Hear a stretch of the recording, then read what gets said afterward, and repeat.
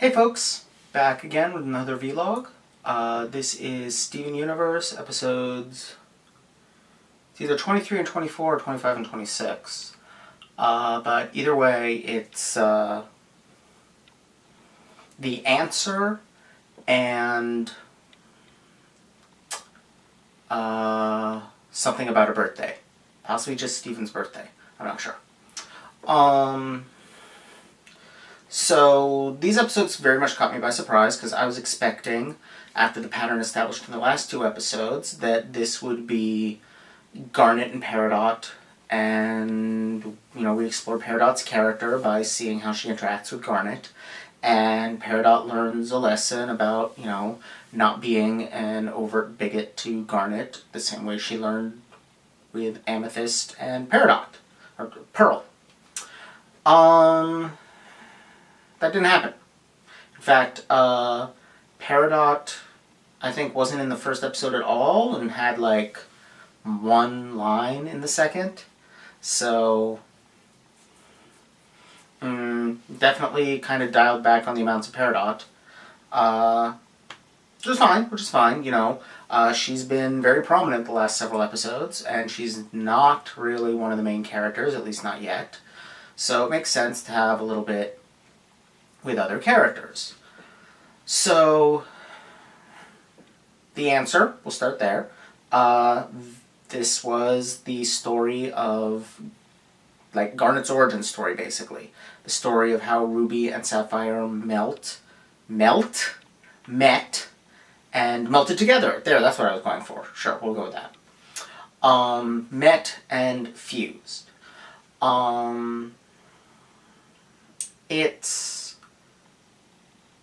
It's a sweet story, first of all.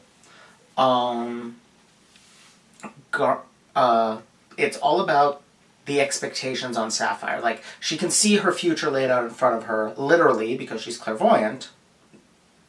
But, that's really kind of a metaphor for the fact that her life is on rails. She has no choices. Her role in life is set. And so is everyone else's in Gem Society. And Ruby... Actually, this was an interesting point, that rubies apparently fuse routinely, or at least did 5,700 years ago, I think they said, was when this happened.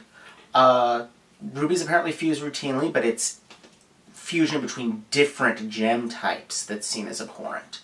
And fusions, from what Peridot said a couple episodes about, you're not even in combat, it sounds like long-term fusions are also not looked upon kindly, which was something we saw with Pearl way back when, that she thought that a long-term fusion between Amethyst and Garnet was going to be very bad.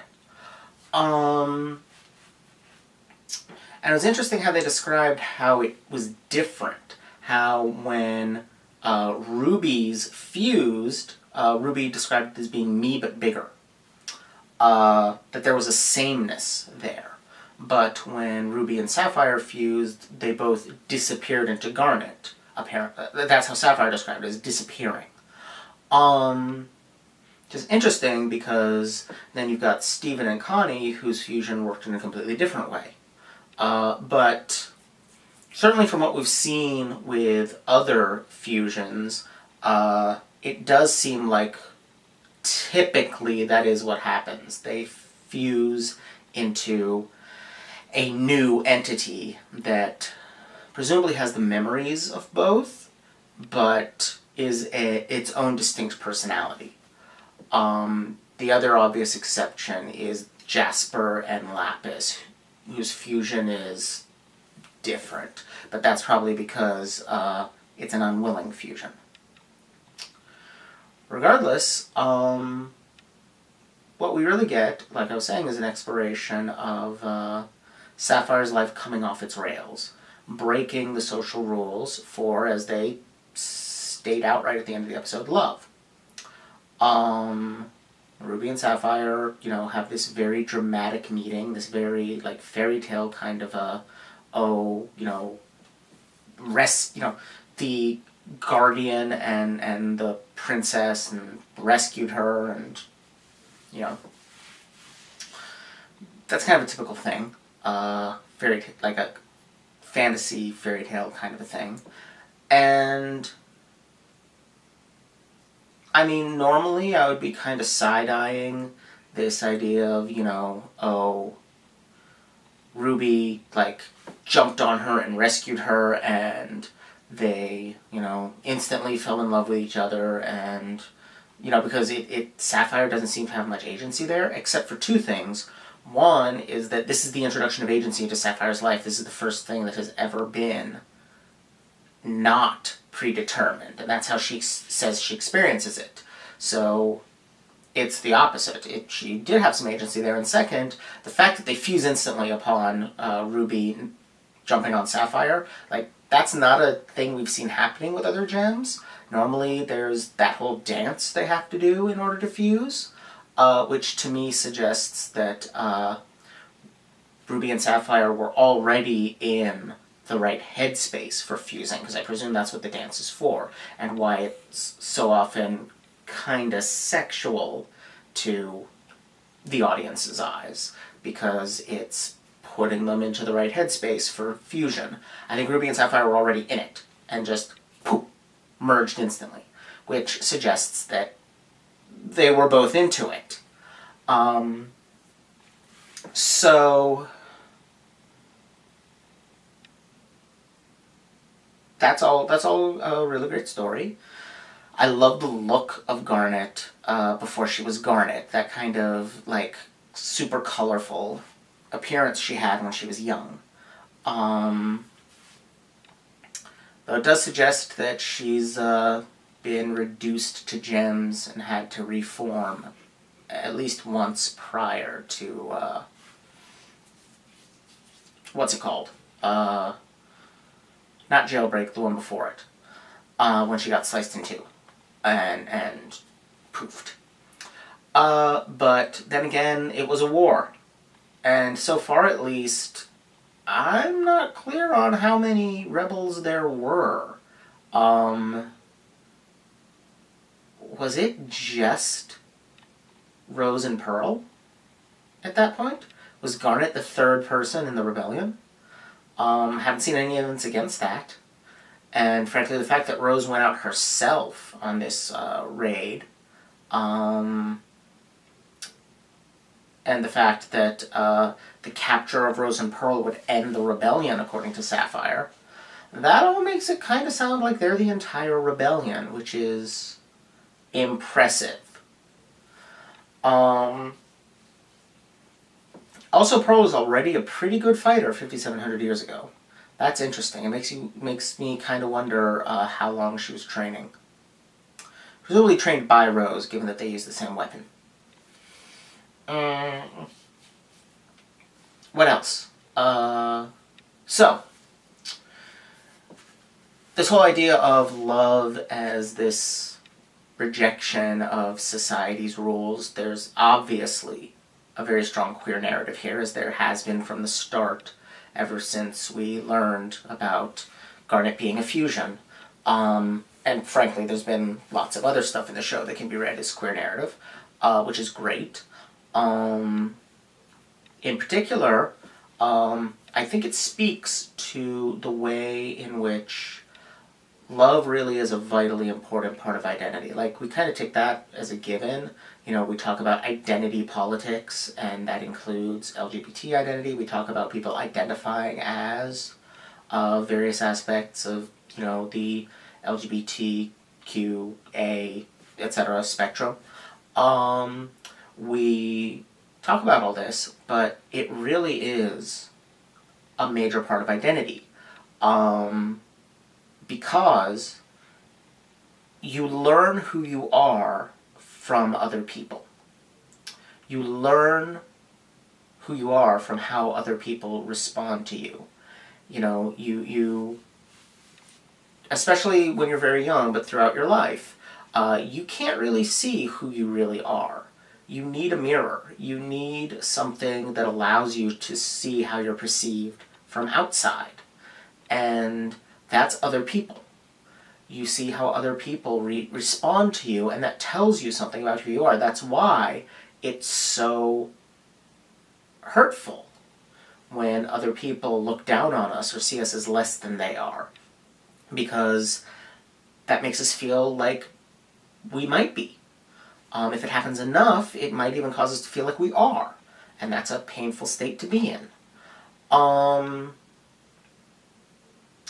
And the closer your relationship to someone, the more information you get from them about who you are. Your family and loved ones, like romantic and familial relationships, are the place where you most see who you are in the other person, because they're the people that you're closest to, that know you the best, that see you the most closely, and that you spend the most time with. Now, obviously, there's that whole thing where, like, as a child, you spend your most of your time with your family. Then, as you get into teen and adult years, you spend most of your time with your friends. Then, if you make a family of your own, you end up spending most of your time with them again. So it's those kind of two ends of the process where familial and romantic relationships are the ones that most define who we are. In between, friendships gradually increase in importance and then come back down. But for someone like Garnet, or for that matter Stephen, who are at those two opposite poles, the person who has created their own family and the person who is living within the family they were born in, family is still the dominant thing. And at any age, if you are a person given to romantic relationships, which of course not everyone is, but if you are a person who pursues them and has them, they tend to become a very important part of your identity. And I mean, look at how, like, when people die, what do we put on their tombstones? Do we put dental hygienist? Usually not. Sometimes. Sometimes it was a really important part of who that person is. We'll put their job. We usually don't put people's politics. We sometimes will put titles if it was an important part of who the person was, but usually not. But most often, what do you see on tombstones? Beloved, daughter, son, husband, wife, mother, father, grandmother, grandfather, familial and romantic relationships. That's how we define who people are when we have a very small amount of space on a hunk of rock to write who they were. And for Garnet, the two are one and the same. That's the answer. That's the answer both to how she can break free of what Sapphire saw as an unbreakable destiny, and it's the answer to who she is. She is this love between Ruby and Sapphire. It's that concept I was just talking about, but it's reified. It's turned into a person, a character that can be presented to us. And I think that's beautiful. I really, really loved this episode. I have, since watching it, I was told it's been nominated for an Emmy, and of every episode I've seen so far this season, I think it deserves it. It's important in that it's depicting straight up a loving same-sex relationship. It's moving, it's well written, it's got, the things a cartoon needs, it's got the action, it's got a bit of humor, it's got a ton of personality, it's just all around great. Definite contender for best episode so far this season, which, since we're getting close to the end of the season, may well win. In my books, anyway. Moving on, Steven's birthday was something of a letdown after that. I mean, almost anything would be, but Steven's birthday I felt was one of the weakest episodes so far, because it was so very much a rehash of Too Many Birthdays last year. Once again, Steven's shape-shifting age stuff gets out of control. And I mean, that episode wasn't that great to begin with. It was okay. It wasn't bad, but it wasn't, one of the standouts of the season, and this one really isn't either. The one saving grace is Connie. Connie wanting to grow up together with Stephen. Connie wanting to be... Like, Connie being shocked that Stephen is older than her, because what the hell? Stephen is 14. I'll admit, I had already heard that, because every once in a while something Steven Universe will slip through my filters. And so I saw an image that was comparing Azula from Avatar The Last Airbender and Steven, and pointing out that they're both 14, and somebody else had responded that there are two kinds of 14-year-olds. And if I remember right, I was unable to resist and added, there's at least one more type, Shinji Ikari. But, like, I still, like, couldn't quite wrap my brain around it, and I still can't. Like, so apparently he has not aged since he was, 11? Which is about the age I thought he was. But he doesn't seem to have aged mentally either, in the sense that he's clearly still learning things. He's been accumulating knowledge. That's a little...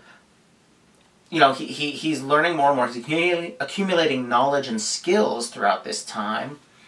But he doesn't seem to have gone through puberty.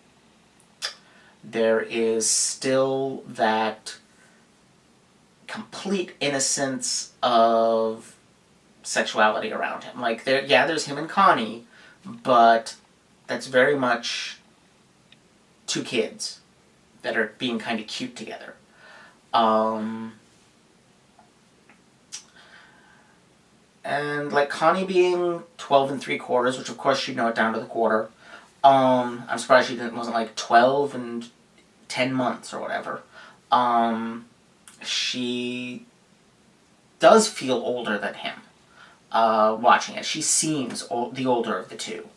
And it's surprising to find out that Stephen is essentially a very immature 14-year-old. Not in a bad way. He's not childish, but he is immature. He doesn't behave like a 14-year-old. He behaves like a much younger child. So that's interesting. And Connie being... Connie slowly learning to navigate having feelings for someone who is not entirely human has been really great. It's not something you see very often. You see relationships between the human and the non-human very often. Most of the time it's human girl or woman and non-human boy or man. You've got your Twilight, you've got your, whatever supernatural romance thing is popular right now. I think there was a zombie one at one point. I'm not sure if that was a parody or not. And then, but then you've got other older examples even before this supernatural teen romance became super popular. You've, probably the origin of its popularity, Buffy had Buffy dating a couple of male vampires. Before that, every Star Trek series... Oh, no. 3 of the Star Trek series have had a main character who is half human, half alien. And in every single one of those... No, I take that back. Only 2 of them were a human mother and a alien father. Troy was the other way around. That's interesting. But the point stands, it's still most of the time, for whatever reason, it's the human girl and the alien guy. And I don't know why they did it that way, but that's how they did it. And that's how they always do it. It's reversed with Steven Universe. But the point is, it's reversed with Steven's parents, but for Connie, it's, she's the human girl with the inhuman guy. And the one thing you never see is, struggling with the unexpected that comes from dating someone who is, in some sense, alien. And Connie's been trying to navigate that. And it's a nice metaphor for intercultural relationships, too. Because that's the thing that has to happen when you date someone who comes from a very different culture than yours. Even within, the same country, if they come from a sufficiently different background, it can be, you can discover things that you have to navigate. And that's what Connie's dealing with. So that part of the episode was interesting, but overall it was kind of simply because the whole Steven aging weirdly thing has been explored before. But still, even an episode of Steven Universe is better than most cartoons basically ever. So still enjoy myself, still watching, and I will see you all next time. Bye!